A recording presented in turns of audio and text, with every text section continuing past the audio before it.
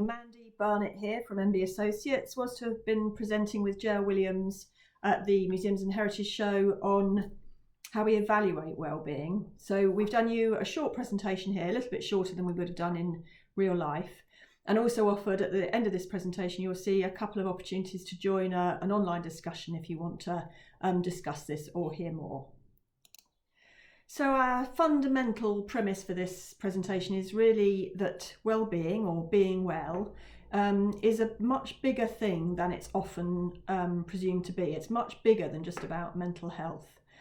And therefore, the way we look at how we demonstrate our impact on well-being is bigger than just a mental health question. In fact, we think that the question about evaluation is a bigger one anyway. Evaluation is a much more holistic thing than people tend to think of. People tend to focus on often a survey, but certainly the evidence gathering bit. But we would say it's much larger than that. It's a much more holistic organisational wide thing.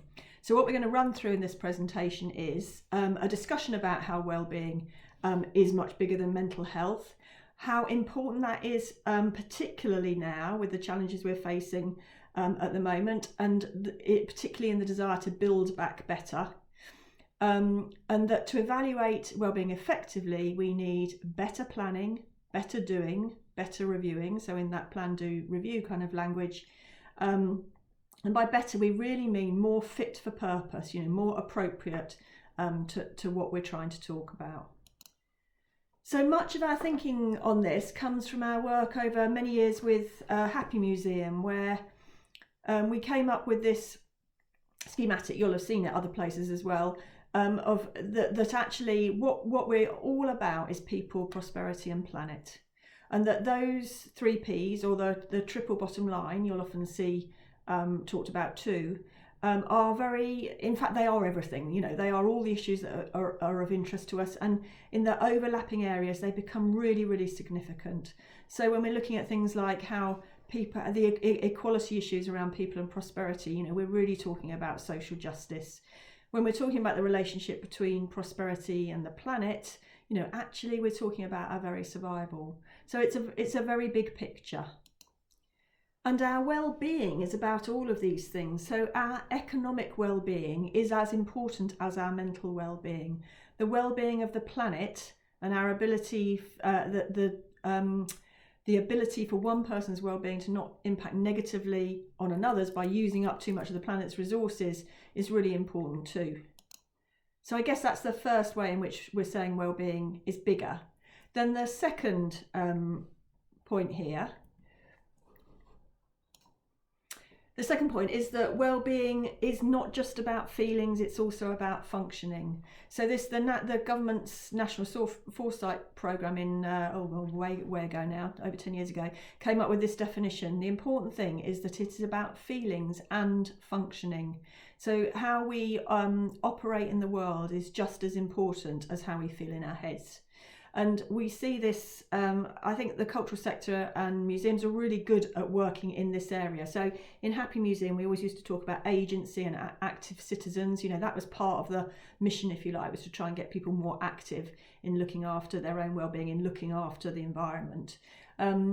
And it kind of builds on the capabilities work, which is another way of looking at well-being. And there's a booklet that we're going to share with you as well. There's a link at the end of this, which describes the origin of some of that well-being thinking for those of you who are not familiar with this area.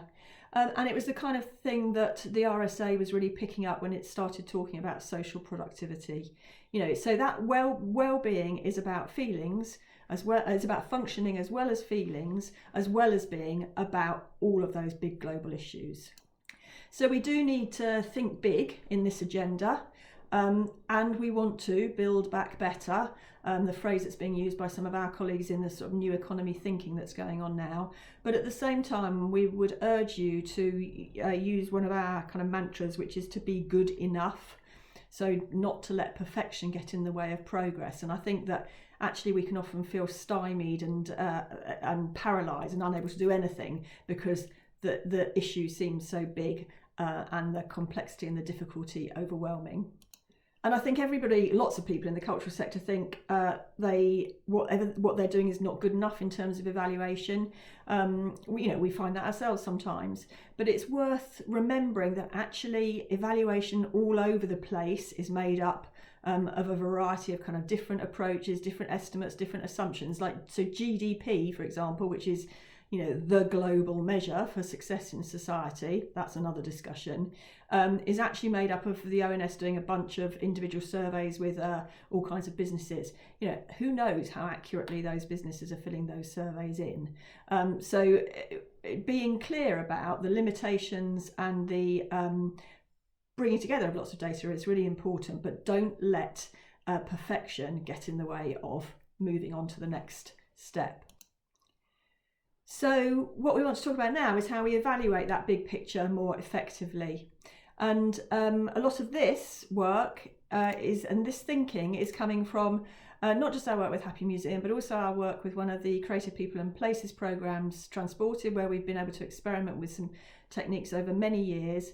And then finally with this bunch of cultural organisations in Kent and with Kent County Council. And over the last 2 years, we have been co-producing this resource, Culture Cubes, with them. So you can find an overview of that online with the exercises there too.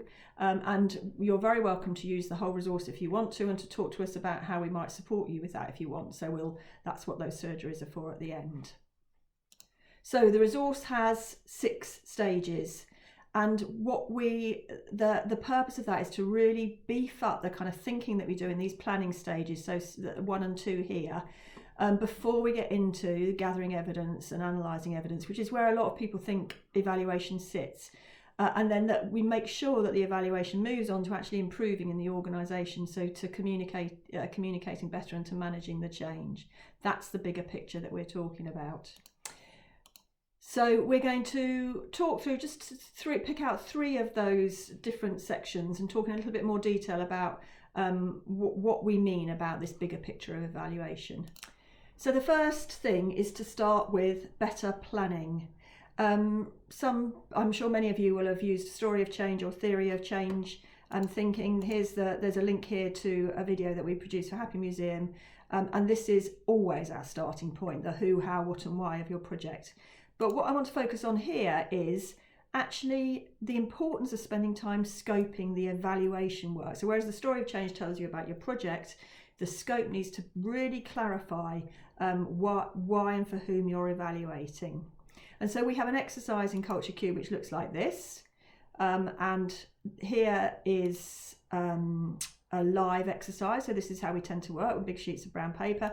This then is one that's been written up afterwards, and this is one that's been completed. So you could have a look at these afterwards. But the point of this exercise is that it's asking people, what is the evaluation for, and therefore what does it need to be like? So is it for publicity, advocacy? Is it to be accountable to your funder, or is it more towards learning as an organisation, improving and even motivating and empowering the people that you're working with?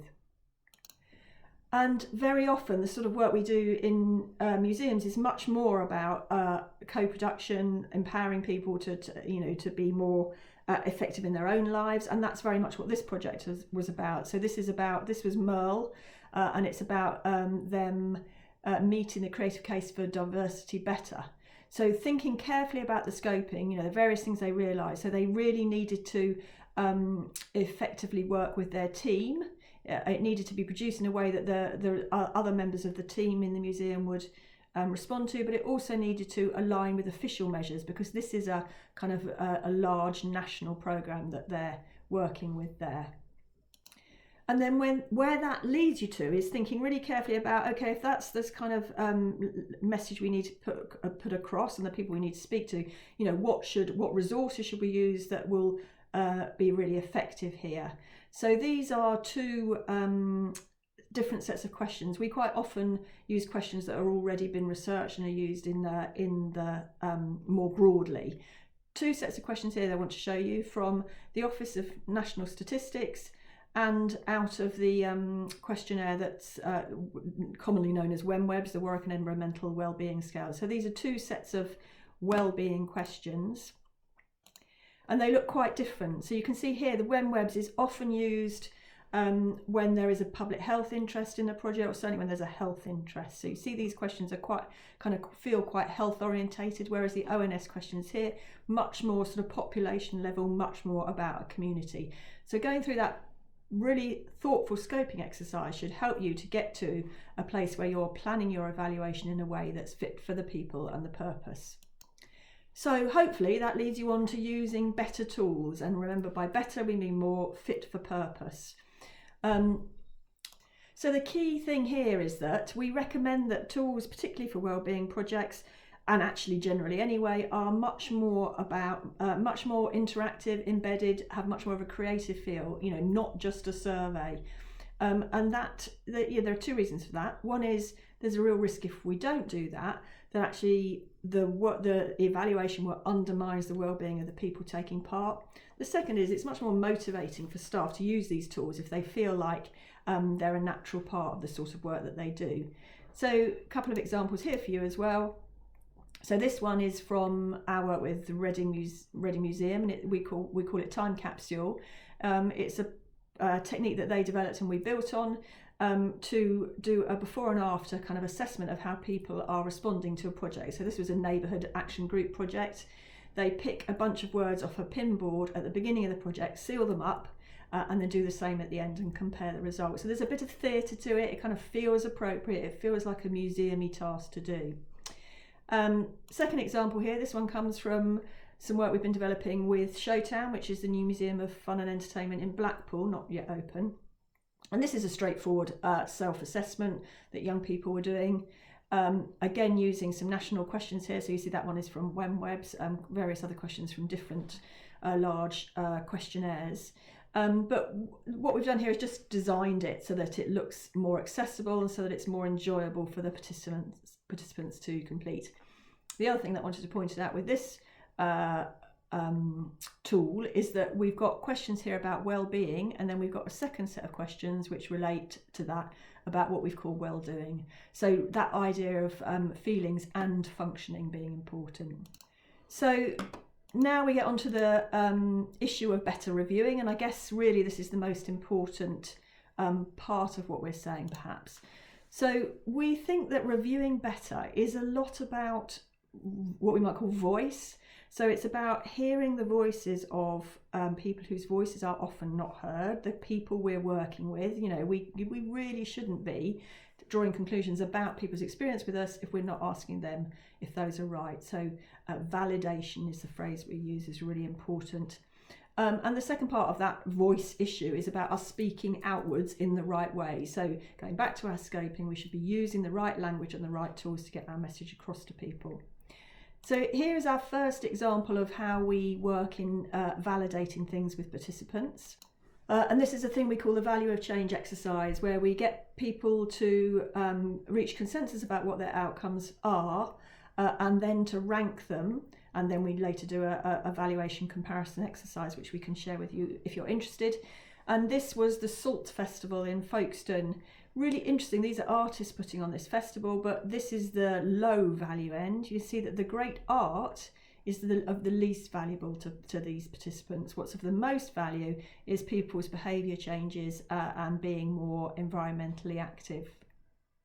So if we are going to push wellbeing up the agenda, we need to use these more sensitive and engaging techniques where we really hear from the people that we are what we are talking about and working with, and we are prepared to be challenged and hear things that we wouldn't necessarily want or expect to hear. The second example is from a project that we did with Suffolk Art Link called Creative Carers.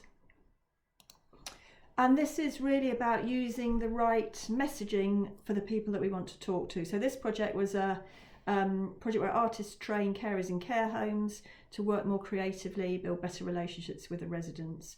And what we found here, we used a valuation technique and a social return on investment model. And we found that actually working with 3 residents who might have particularly high needs would be enough to save enough staff time to the value of the equivalent investment in the programme. So that would save them something like £14,000 worth of staff time, which was easily enough for it to be worth paying for the programme. So in terms of using the right voice, scoping this right and using the right voice out, what we're saying is we need to speak in a way that is interesting to the homes, which is, you know, they have very tight margins, it's their commercial benefit, but also recognising that actually the other really important feedback we got here was a daughter saying, "I got mum back." So for other people, you know, that is the important message. And then the final example here, let me just reshape. The final example here then is from the work we did with transporters, which was with this high-tech seed company called Elsams, a photography project.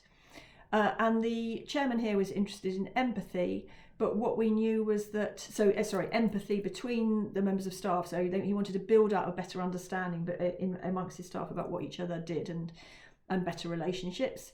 But we knew we needed to try and persuade other businesses to be involved. So we looked at that 18% increase that the project achieved, and we converted it into, using various business research, we converted that into a potential increase in productivity, profit, and also a multiplier effect in the wider economy. So, you know, I guess we're playing the game, but what we're doing is, you know, what I would say is we're being much more explicit about the value of well-being and pushing it up the agenda by quantifying it alongside other more obvious benefits, like, you know, economic ones like skills and jobs.